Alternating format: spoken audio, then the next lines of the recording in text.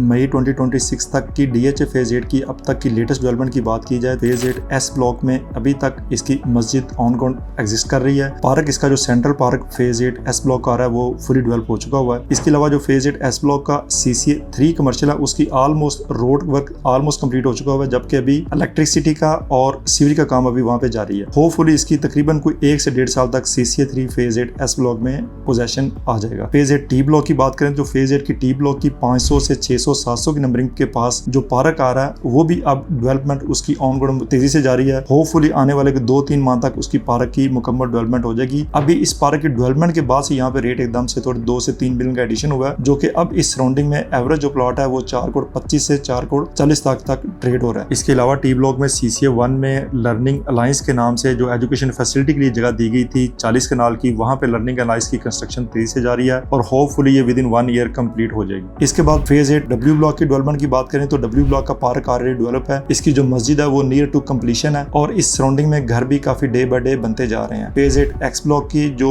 Main की back पे मस्जिद बन रही है ये भी अब ऑनग्राउंड कंस्ट्रक्शन इसकी तेजी से जारी है। होपफुली आने वाले 6 माह तक ये मस्जिद की कंस्ट्रक्शन भी बिल्कुल कंप्लीट हो जाएगी। इस मस्जिद की सराउंडिंग में पहले पोजेशन नहीं था, अब तकरीबन कुछ 6-8 माह से इस एरिया में पोजेशन आने के बाद अब यहाँ से भी घर बनने शुरू हो चुके हुए हैं और यहाँ पे प्राइसेस भी थोड़ी सी बेहतर हुई हैं। इसके बाद अभी तक U ब्लॉक में और V ब्लॉक में कोई लेटेस्ट डेवलपमेंट नहीं है। मजीद DHA फेज 8 के वाले से या DHL के वाले से अभी कोई भी क्यूरी हो तो आप दिए गए नंबर पर रब्ता कर सकते हैं।